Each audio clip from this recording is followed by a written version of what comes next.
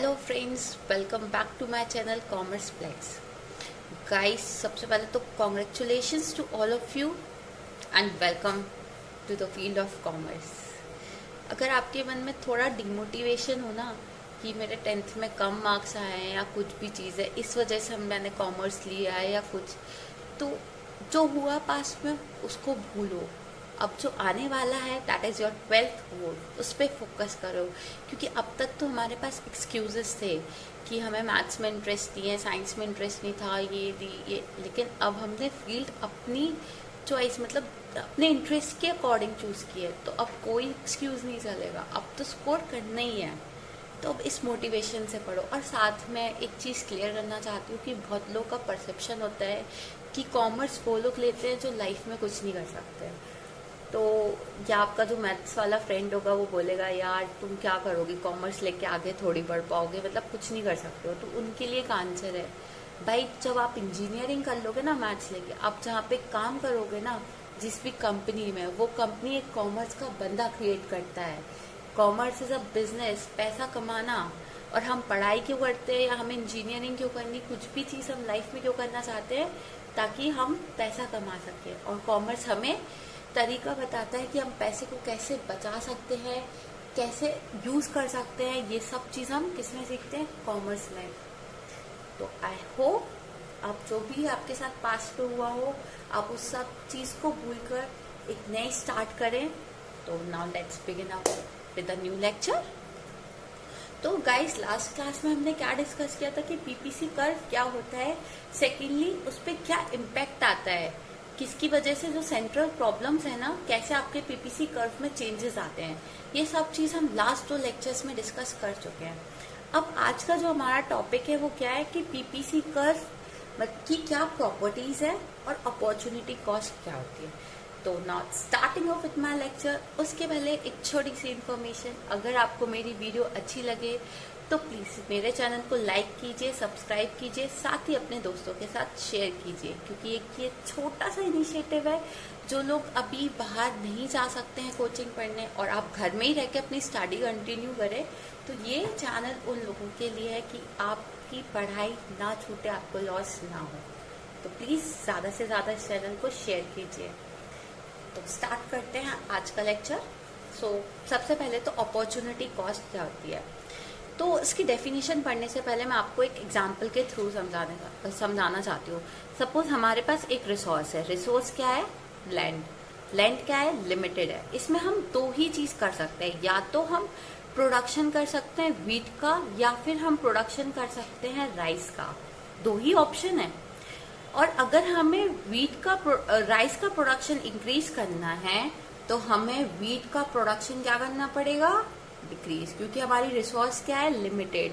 मतलब जमीन उतनी ही है, उतनी ही जमीन में हमें 2 चीजों का प्रोडक्शन करना है।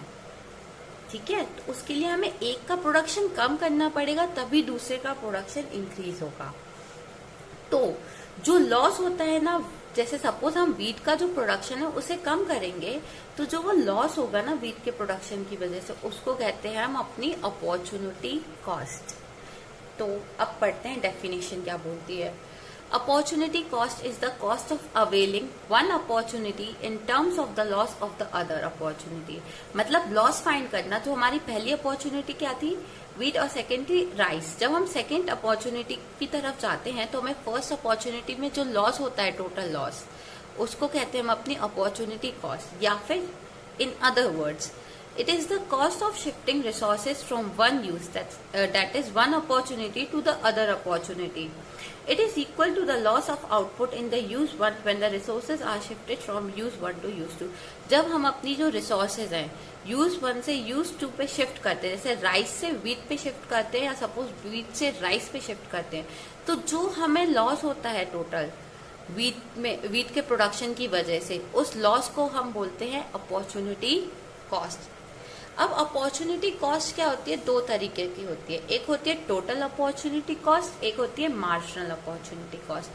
अब टोटल अपॉर्चुनिटी कॉस्ट क्या होती है, it refers to the total loss of output. मतलब जो टोटल लॉस हुआ है, जैसे हमने व्हीट का प्रोडक्शन में हमें सपोज 100 kg का टोटल लॉस हुआ है, जब हमने राइस का प्रोडक्शन कितना इंक्रीज किया, 50 kg।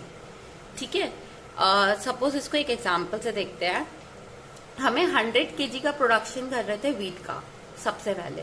राइस हमारा कितना प्रोडक्ट कर रहे थे हम, 0 केजी। बट हमने जब अपने राइस का प्रोडक्शन किया 50 केजी, तब हमने जो वीट का प्रोडक्शन 50 केजी किया, तो हमारा राइस का जो प्रोडक्शन है वो हुआ 30 केजी। तो 50 केजी का हमें क्या हुआ, लॉस। तो इस पे जो भी पैसा लगता है वो सारा हमारा अपॉर्चुनिटी, मतलब टोटल लॉस हो गया, क्योंकि 50 केजी हमने वीट का प्रोडक्शन कम किया। क्यों किया, ताकि हम गेन कर सके राइस के प्रोडक्शन में, और इसमें गेन कितना हो रहा है, 30 केजी का। तो ये जो टोटल लॉस है इसको हम अपने बोलते हैं टोटल अपॉर्चुनिटी कॉस्ट। यूज 1 से यूज 2 में शिफ्ट करने से जो हमें लॉस होता है, उस कंप्लीट लॉस को कहते हैं हम अपनी टोटल अपॉर्चुनिटी कॉस्ट। अब बात करते हैं मार्जिनल अपॉर्चुनिटी कॉस्ट। मार्जिनल का मतलब ही क्या होता है, एक एडिशन। मतलब जब भी आप एक एडिशनल यूनिट इंक्रीज करते हो, मतलब एक यूनिट इंक्रीज करने की वजह से जो हमें लॉस होता है, उसको हम अब कहते हैं अपनी मार्जिनल अपॉर्चुनिटी कॉस्ट। तो इसको पढ़ते हैं। It refers to the opportunity cost per unit of additional output. मतलब एक यूनिट और एक्स्ट्रा आउटपुट करने की वजह से, एक यूनिट हमने प्रोडक्शन, सपोज हमने 1 केजी राइस बढ़ाया, तो 1 केजी का राइस बढ़ाने की वजह से जो हमें लॉस होगा, उस 1 केजी का लॉस फाइंड करना क्या होती है, हमारी marginal opportunity cost. Additional output of crop 2 when some resources are shifted from opportunity 1 to opportunity 2। जब हम एक अपॉर्चुनिटी से दूसरी अपॉर्चुनिटी में शिफ्ट करते हैं, उसके एक एडिशनल यूनिट की वजह से जो हमें लॉस होता है, उसको क्या बोलते हैं हम, मार्जिनल अपॉर्चुनिटी कॉस्ट। अब मार्जिनल जो अपॉर्चुनिटी कॉस्ट है उसको कैलकुलेट करने का एक फॉर्मूला है। वो क्या है, डेल्टा का मतलब होता है चेंज। मतलब जो चेंज आया है, loss of output of crop 1, क्योंकि जब हम एक में लॉस हो रहा है, दूसरे में गेन हो रहा है, तो जो चेंज आ रहा है लॉस का वो ऊपर लिखेंगे, सेकेंड में नीचे, मतलब डिवाइड किससे करेंगे, जो गेन आता है आउटपुट 2 में। जैसे हमारा जो इसको हम एक एग्जाम्पल के थ्रू समझेंगे, बट इसका जो फॉर्मूला वो ये है, change in loss of output of crop 1 upon delta gain of output of crop 2। इस साइन को हम क्या बोलते हैं, डेल्टा। डेल्टा का मतलब होता है चेंज, की चेंज फाइंड करना। ठीक है, एक यूनिट का हमें फाइंड आउट होता है इससे। अब हम इसमें एक एग्जांपल देखते हैं। जैसे loss of output of crop 1 कितना था, 50 टन। मतलब जो हमारा क्रॉप 1 का टोटल लॉस हो रहा था वो कितना हो रहा था, 50 टन। और गेन कितना हो रहा था क्रॉप 2 में, 25 टन। तो अब हम इससे क्या कैलकुलेट कर रहे हैं, मार्जिनल अपॉर्चुनिटी कॉस्ट। कैसे कैलकुलेट होगी, जो हमने फॉर्मूला ऊपर देखा था वही लिखेंगे। तो ऊपर क्या लिखा था, लॉस। तो delta loss of output of crop 1, मतलब जो हमारा लॉस है वो, फिर loss of output of crop 2, मतलब जो क्रॉप 2 में, सॉरी लॉस नहीं आएगा यहाँ पे, गेन है, sorry gain of output of crop 2, मतलब जो हमें गेन हो रहा है वो हम यहाँ लिखेंगे। तो लॉस 50 का था, गेन 25 का था, तो हमें इससे क्या निकल के आया, 2 टन ऑफ क्रॉप 1, 25 1 और 2, तो आंसर क्या आएगा, 2। मतलब हमें 2 टन, अगर हमें 1 टन इंक्रीज करना है ना राइस के प्रोडक्शन में या क्रॉप 2 के प्रोडक्शन में, तो हमें 2 टन क्रॉप 1 का लॉस करना पड़ेगा। मतलब जब हम 2 टन कम करेंगे ना क्रॉप 1 का प्रोडक्शन, जैसे हमने 2 टन जब वीट कम करेंगे ना, तो हमें 1 टन राइस प्रोड्यूस कर सकते हैं। ओके, आई होप आपको ये चीज समझ आई हो। अब स्टार्ट करते हैं next topic, that is slope of PPC, या फिर इसको क्या बोल सकते हैं हम, प्रॉपर्टीज ऑफ पीपीसी। सबसे पहले तो स्लोप का मतलब क्या होता है, ये देखो, ये क्या है हमारा पीपीसी कर्व। अब ये जो बन रहा है ना, ये वाला पॉइंट CDE, तो ये जो बनता है इसको हम क्या बोलते हैं, स्लोप। ठीक है, एक तरीके से ये है। और इसको कैलकुलेट, इसकी प्रॉपर्टीज क्या होती हैं, सबसे पहली प्रॉपर्टी क्या होती है, PPC slopes downward from left to right. क्या हो रहा है, पीपीसी कर्व देखो डाउनवर्ड है ना, नीचे की तरफ जा रहा है, लेफ्ट से राइट की तरफ जा रहा है ना, देखो लेफ्ट, ये हमारा लेफ्ट है, और ये कहाँ जा रहा है, राइट तरफ। तो इसको बोलेंगे क्या, PPC slopes downward from left to right. Second property क्या है पीपीसी कर्व की, it is concave to the point of origin. ये क्या है, कॉन्केव। ये जो सिंबल होता है वो कॉन्केव का होता है। और ऐसा, अगर सपोज हमारा ग्राफ कभी ऐसा होता है, ऐसा, तो इसको बोलते हैं कॉन्वेक्स, और ये वाला जो शेप होता है इसको बोलते हैं हम कॉनकेव। तो क्या है, it is concave to the point of origin. अब हम इसमें रीजंस पढ़ते हैं कि ये कॉनकेव क्यों है ओरिजिन के लिए, या पीपीसी कर्व डाउनवर्ड स्लोपिंग क्यों है। तो इसका एक रीजन है, why PPC curve is concave to the origin. PPC is concave to the origin because as more and more resources are shifted from opportunity 1 to opportunity 2, marginal opportunity cost tends to rise। जैसे suppose जो good, हमारे पास दो goods हैं, goods X और good Y। जब हम production good X का increase करते हैं तो जो हमारा लॉस है ना वो इंक्रीज होता जा रहा है। देखो पहले तो हमारा लॉस कितना था, तो हम यहाँ से यहाँ शिफ्ट करेंगे तो सपोज इतना ही लॉस था, फिर लॉस हमारा इंक्रीज होगा तो वो इतना हो जाएगा, फिर लॉस जो इंक्रीज होगा वो इतना, फिर अगर हम नेक्स्ट से स्टार्ट करेंगे तो लॉस इतना। मतलब हर एक एडिशनल, जैसे हम गुड एक्स का प्रोडक्शन जब जब इंक्रीज करेंगे ना तो जो हमारा लॉस है वो इंक्रीज होता जाएगा, और जो मार्जिनल अपॉर्चुनिटी कॉस्ट है ना वो भी राइज होगी। मतलब हर यूनिट के साथ जो मार्जिनल कॉस्ट है ना वो बढ़ती जाएगी। ठीक है, अब हम इसको देखते हैं कि मार्जिनल कॉस्ट कैसे बढ़ती है। ये चीज एक इलस्ट्रेशन के थ्रू समझाते हैं तो आपको इजीली समझ आएगा कि हमारी मार्जिनल कॉस्ट कैसे इंक्रीज हो रही है। तो अब हम देखते हैं कि कैसे इंक्रीज होती है। Let's see illustration. सपोज ये एग्जांपल है, इसमें हमने दो गुड्स लिए है, मैगी एंड पास्ता, सबको बहुत पसंद होगा। तो सपोज अगर हम प्रोडक्शन कर रहे हैं और हमारे पास रिसोर्सेज लिमिटेड है, तो अगर हम 100 kg मैगी का प्रोडक्शन करते हैं तो पास्ता का प्रोडक्शन कितना होता है, 0 kg। अगर हम मैगी का प्रोडक्शन कम करते हैं 90 kg, तो पास्ता का प्रोडक्शन कितना हो रहा है, 25 kg। जब हम मैगी का प्रोडक्शन करते हैं 70 kg, तो पास्ता का प्रोडक्शन होगा 50 kg। मैगी का प्रोडक्शन कम किया और 70 से 40 किया, पास्ता में इंक्रीज हुआ 50 से 75। जब हमने इसको 10 kg किया तो पास्ता का हुआ 85, और मैगी जब हमने 0 मतलब नो प्रोडक्शन, मैगी का कोई प्रोडक्शन नहीं है, तो हमारा जो पास्ता है वो कितना होगा, 87 kg। अब इसको सॉल्व कैसे करते हैं, now let's see the solution. सबसे पहले तो जो गिवन है क्वेश्चन में वो उधर लिखो, मतलब कॉलम्स बना लो, क्या क्या गिवन है, एक मैगी का, एक पास्ता का, और जिस थर्ड कॉलम बनेगा वो किसका बनेगा, मार्जिनल अपॉर्चुनिटी कॉस्ट का। क्योंकि हमें ये फाइंड करना है ना कि कॉस्ट क्या चेंज आता है कॉस्ट पे, और उस कॉस्ट का जब हम चेंज फाइंड करेंगे तो हम देखेंगे कि स्लोप जो हमारा है वो कॉनकेव क्यों है और वो डाउनवर्ड स्लोपिंग क्यों है। It all depends upon the marginal opportunity cost, क्योंकि मार्जिनल अपॉर्चुनिटी कॉस्ट क्या है, इंक्रीज होती है। अब देखो हमने क्वेश्चन में जो गिवन है वो लिखा, 100 kg जब हमने मैगी प्रोड्यूस की तो पास्ता का 0 था, 90 पे 25 था, 70 पे 50 था, 40 पे 75 था, 10 पे 85 था, और जब हमने 0 प्रोडक्शन किया मैगी का तो पास्ता का कितना था, 87। अब देखते हैं हमारी marginal opportunity cost. Marginal opportunity cost कैसे कैलकुलेट करना है, क्वेश्चन में हमने देख ही लिया था। जो हम डेल्टा की बात कर रहे थे वो हम चेंज की बात कर रहे थे। चेंज कैसे निकलेगा, जब हमारा जो 100 से 90 शिफ्ट हुआ तो हमें लॉस कितने का हुआ, 10 kg का, और पास्ता में 0 से 25 शिफ्ट हुआ तो हमें गेन कितने का हुआ, 25 kg का।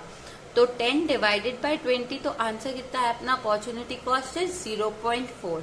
जब हमने मैगी का प्रोडक्शन है डिक्रीज किया 90 से 70, तो हमें लॉस कितने का हुआ, 20 kg का, और गेन कितने का होगा, 25 से 50 शिफ्ट हुआ तो 25 kg का। तो इसको भी डिवाइड किया, जो हमारा लॉस था कितना था, 20 डिवाइडेड बाय 25, तो अपॉर्चुनिटी कॉस्ट कितनी आई, 0.8। फिर जो हमारा मैगी का प्रोडक्शन था 70 से हमने और कम किया कितना, 40 से, तो यहाँ कितना है लॉस, -30। गेन कितने का हुआ, 50 से 75, अगेन 25 kg का गेन हुआ, तो 30 का लॉस डिवाइडेड बाय 25 कितना आया, 1.2। अब देखो इसमें हमें ये दिख रहा है, पहले हमारी अपॉर्चुनिटी कॉस्ट कितनी थी, 0.4, फिर कितनी हुई, 0.8, फिर कितनी हुई, 1.2। तो हमारी मार्जिनल अपॉर्चुनिटी कॉस्ट हर एडिशनल यूनिट के साथ क्या हो रही है, इंक्रीज हो रही है।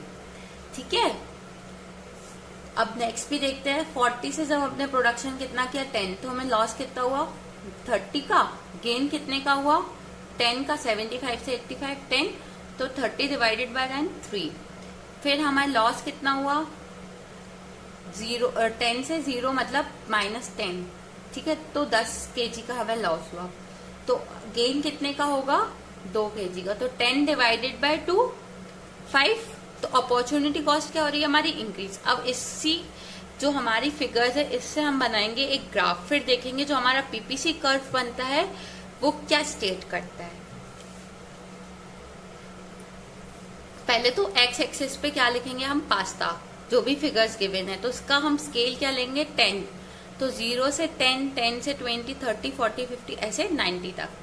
फिर वाई एक्सिस पे हमने क्या लिया, मैगी, तो मैगी का इंक्रीज कैसे हो रहा है, 10, 20, 30, 40, 50 ऐसे वाई एक्सिस पे मार्क किए पॉइंट्स। अब देखो सबसे पहले मैगी का जो प्रोडक्शन था 100, ठीक है, तो हमने ये यहाँ पे लिया पॉइंट 100, क्योंकि इस समय जो हमारा पास्ता का प्रोडक्शन कितना था, 0 kg, तो फर्स्ट पॉइंट ए यहाँ। फिर हमने जो नेक्स्ट लिया था वो क्या था, मैगी का जो प्रोडक्शन था ना, मैगी वो कितनी की, 90, तो पास्ता का जो प्रोडक्शन होगा वो कितना होगा, इस केस में 25, तो ये रहा मैगी का प्रोडक्शन 90 और यहाँ से 25, तो ये हमें पॉइंट बी मिला। फिर थर्ड पॉइंट क्या था, जब मैगी का प्रोडक्शन था 70, तो उस केस में पास्ता का प्रोडक्शन कितना था, पास्ता का था हमारा 50, तो ये सी पॉइंट, ठीक है, ये रहा हमारा सी पॉइंट, इसको मार्क कर देते हैं, ये आएगा जो वो है 25 पे, ठीक है। फिर डी पॉइंट, जब हमने 40 मैगी का प्रोडक्शन था तो पास्ता का प्रोडक्शन कितना था, 40 पे 75, तो ये हमारा पॉइंट रहा डी, ठीक है, कितना आया 75। फिर नेक्स्ट ई पॉइंट, जब हमारा मैगी का प्रोडक्शन 10 था तो पास्ता का प्रोडक्शन कितना था, 85, मैगी का प्रोडक्शन 0, पास्ता का प्रोडक्शन 87, तो पॉइंट एफ, मतलब ये थोड़ा सा 90 के पहले आएगा। तो इसी पॉइंट के थ्रू हम एक लाइन कर्व बना देंगे, जो पहले हम पॉइंट मार्क करेंगे फिर इससे हम एक कर्व बनाएंगे। तो ये जो कर्व बनेगा, इस कर्व को बोलते हैं हम PPC curve, production possibility curve, और ये A B C D E F जितने भी पॉइंट हैं, इसका मतलब क्या होता है, फुलर यूटिलाइजेशन ऑफ रिसोर्सेज। अब ये समझ आया होगा, जब हमने मैगी के प्रोडक्शन से पास्ता के प्रोडक्शन में शिफ्ट किया तो लॉस जो है वो इंक्रीज हुआ, हमारी जो मार्जिनल अपॉर्चुनिटी कॉस्ट है ना, जो एक एडिशनल यूनिट के साथ होती है, वो भी कॉस्ट इंक्रीज हुई। इस कॉस्ट के इंक्रीज होने की वजह से जो पीपीसी कर्व बनेगा वो कैसा बनेगा, कॉनकेव कर्व बनेगा। आई होप आपको समझ आया होगा प्रॉपर्टीज ऑफ पीपीसी की, why the PPC curve is concave to the origin. तो अगर आपको मेरी वीडियो अच्छी लगे तो प्लीज लाइक कीजिए, साथ ही आप साथ के साथ नोट्स बनाते, ये नोट्स आपको डिस्क्रिप्शन बॉक्स में मिल जाएंगे, प्लीज़ इसको वहाँ से डाउनलोड कीजिए और कॉपी करिए। And thank you very much, stay safe.